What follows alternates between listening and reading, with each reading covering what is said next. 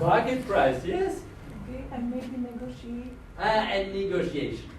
Because, okay, and you gave us some idea about that there is a minimum price below which no transaction makes sense for the, at least for one company. And there might be an upper ceiling as well for when transaction prices do not make sense for companies which receive, or for segments which receive the products or services. So these are the three basic approaches. It's first of all market-based, second cost-based, and third it's negotiated. And then we have criteria which should be fulfilled. And the criteria is that the segment managers should, of course, be motivated to make good decisions, first of all for the divisions, but also for the whole company. The criteria to make good decisions for the whole company is called goal congruence. So managers should be motivated to work for the sake of the whole company, and not only for their divisions. Sometimes that can be different. I will show you an example for that. And then performance evaluations for segment managers should be supported. For example, when there are big activities, successful activities to reduce cost, this should be somehow rewarded for the companies. And if you get just the price based on cost reduction is not rewarded for the delivering company, so that might be a problem. And divisional autonomy should be supported. Nowadays, many segments are organized as profit centers, meaning that each segment is responsible for their own profits, and they should also be able to generate profits. And so guess what transfer pricing supports divisional autonomy. I will show you later. So divisional autonomy should be supported by transfer prices. Here we have the three basic possibilities for transfer pricing.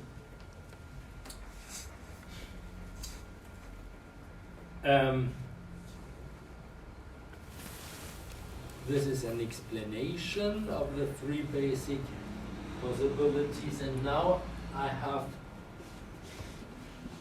constructed an easy example for you. Imagine there is an orange company. They have an orange plantation and they have an orange market. In the orange plantation, they grow and sell it to supermarkets internally and externally. The total capacity is 10,000 crates per month. They have variable cost of 10 per unit. They have fixed cost of 100,000 per month, and the market price for outside deliveries is 30. So they some money on that. Orange Market, they purchase oranges and sell it to end customers. The market price, purchase market price for them is 30. So they can purchase externally for 30. They sell for 50. And they have some additional variable costs for storage, for handling, for transport, and so on. And they have some fixed costs. Maximum sales per month is 5,000. So their capacity is lower than the capacity of the plantation. Please keep these assumptions in mind. 10,000 crates is the capacity of the orange plantation, and from that 10,000 crates, they sell 5,000 to orange markets. The remaining 5,000 are externally sold. And again, orange market sells 5,000 crates to end customers. And the question is, oh, I forgot one issue. If we have a market-based transfer price that is pretty clear, this is the 30. But if the cost-based transfer price is 120% of full cost. So use your brain. What is the cost-based transfer price based on this assumption?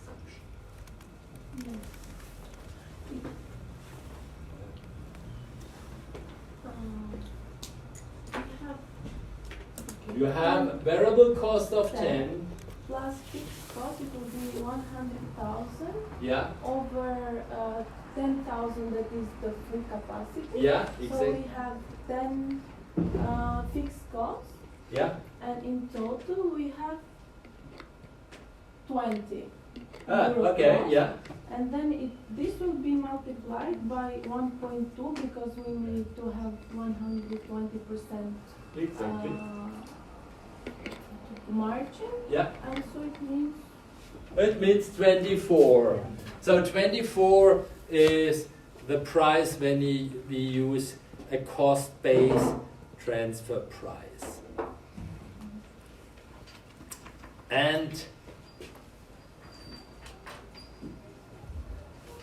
what I will show you is the profit calculations for both divisions under the two assumptions. Market price, market-based price, this is 30, and 100% cost-based price, this is 24. The results are here, and I hope they are correct. Yeah, I had in prior lectures, I had another example which was a little bit more complicated, so I replaced it to make it easier for you. So, go to the left-hand side. Market-based transfer price. Revenues for Orange Plantation are 300,000 because they sell 10,000 units, 5,000 internally and 5,000 externally. They have variable cost of 10 per unit, so 100,000, and they have 100,000 of fixed cost, so they generate a profit of 100,000. Orange Market, they purchase or they sell, first of all, 5,000 units at a resale market price of 50, so it's 250,000 revenues, and they have cost of 5,000 times the market price of 30, so this is 150,000, and then Orange Market has variable cost, which was 5 per unit, so 25,000, and they have fixed cost of 60,000, so they generate a profit of both divisions together 115,000. Now coming to 120% of full cost. 24 is the transfer price. Orange Plantation generates a lower amount of revenues because internally they sell for 24 and not for 30.